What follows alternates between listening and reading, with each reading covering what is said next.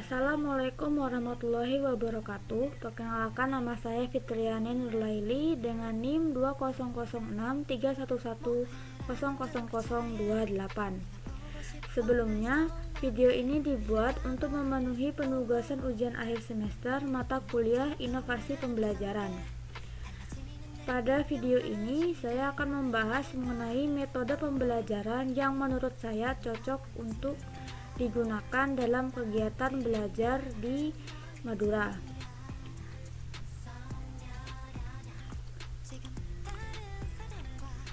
Metode yang saya pilih adalah metode pembelajaran Jigsaw. Metode ini saya pilih berdasarkan sebuah jurnal yang berjudul Metode Pembelajaran Jigsaw dalam Meningkatkan Keterampilan Komunikasi Siswa SMP.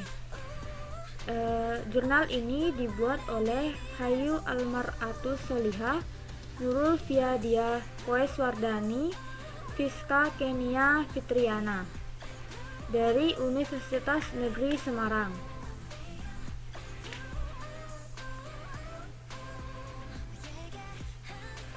Baik, selanjutnya sebelum masuk ke pembahasan utama, kita akan membahas apa itu metode pembelajaran.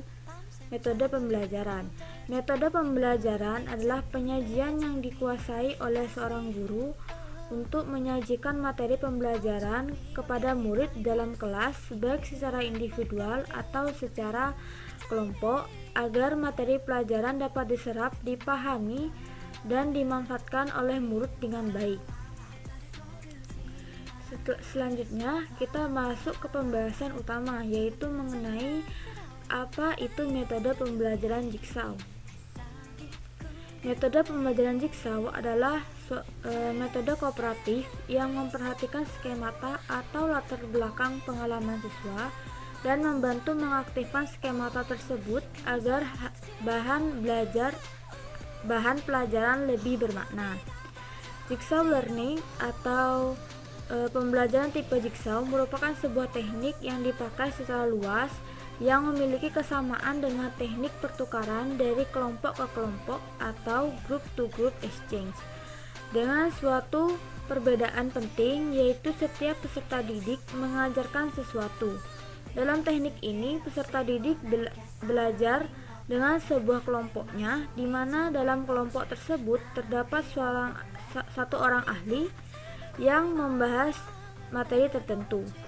Metode Jigsaw adalah salah satu pembelajaran aktif yang terdiri dari tim-tim belajar heterogen beranggotakan 4-5 orang, dan setiap peserta didik bertanggung jawab atas penguasaan bagian materi belajar dan mampu mengajarkan bagian tersebut kepada anggota lain.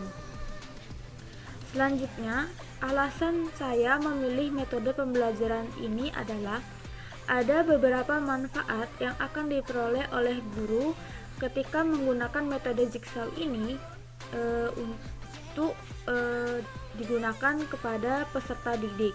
Di antaranya, memacu siswa untuk berpikir kritis.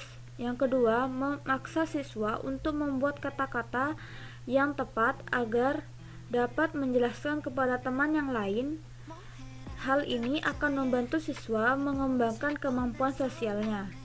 Yang ketiga, diskusi yang terjadi tidak didominasi oleh siswa-siswa tertentu, tapi semua siswa dituntut menjadi aktif.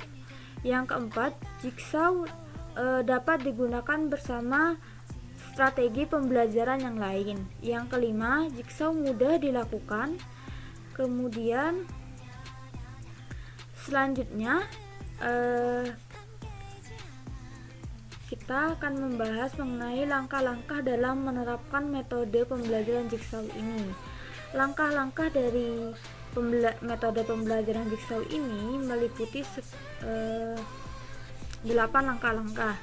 Yang pertama, pemilihan materi yang dapat dibagi menjadi beberapa segmen atau bagian. Yang kedua, guru membagi siswa menjadi beberapa kelompok kecil sesuai dengan segmen atau bagian materi yang telah dibagi pada awal pembelajaran. Dalam metode Jigsaw ini terdapat kelompok asal dan kelompok ahli. Kelompok asal adalah kelompok awal siswa terdiri dari beberapa anggota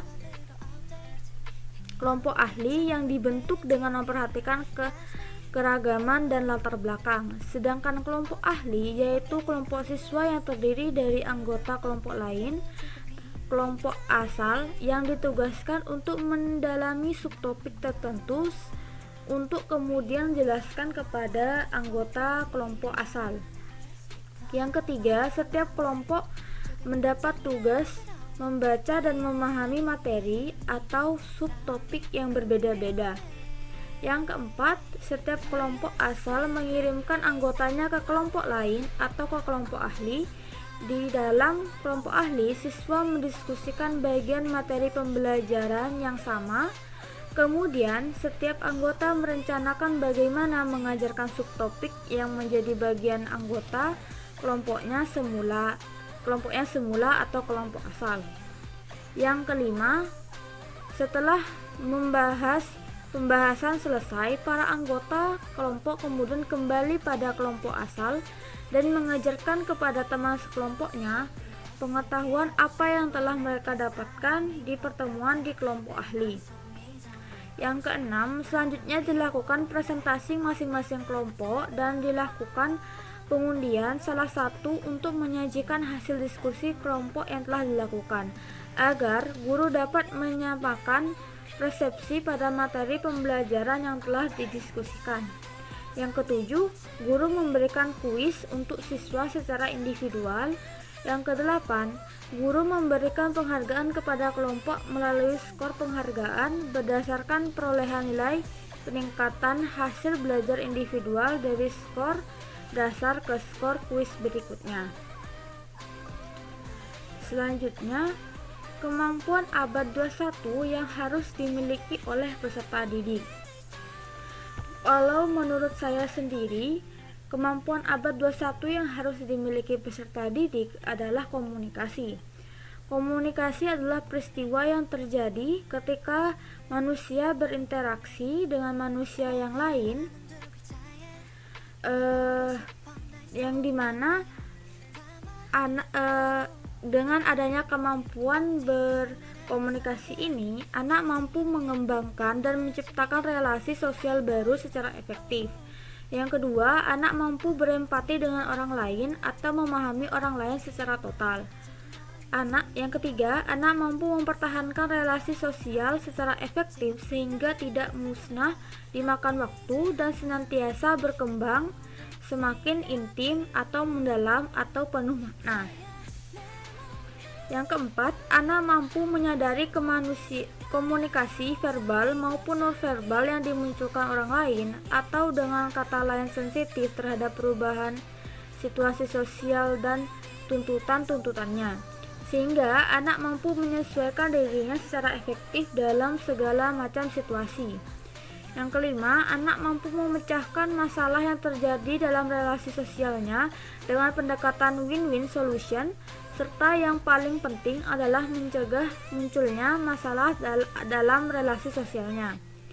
Yang keenam, anak memiliki keterampilan komunikasi yang mencakup keterampilan mendengarkan efektif, berbicara efektif, dan menulis secara efektif, termasuk pula di dalamnya mampu menampilkan penampilan fisik atau model busana yang sesuai dengan tuntutan lingkungan sosialnya.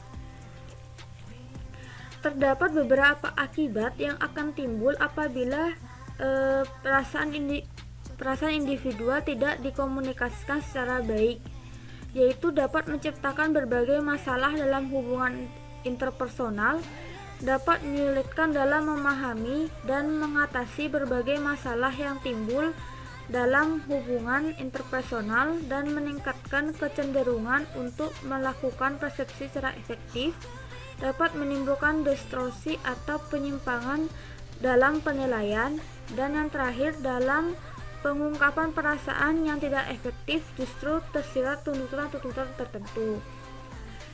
Maka dari karena itu, komunikasi untuk mengembangkan kemampuan abad 21 yang harus dimiliki peserta didik ini, yaitu komunikasi ini, cocok dengan metode jigsaw yang telah saya jelaskan sebelumnya, di mana siswa dipaksa untuk dapat membuat kata-kata tersendiri untuk menjelaskan materi yang telah diajarkan kepada kelompoknya.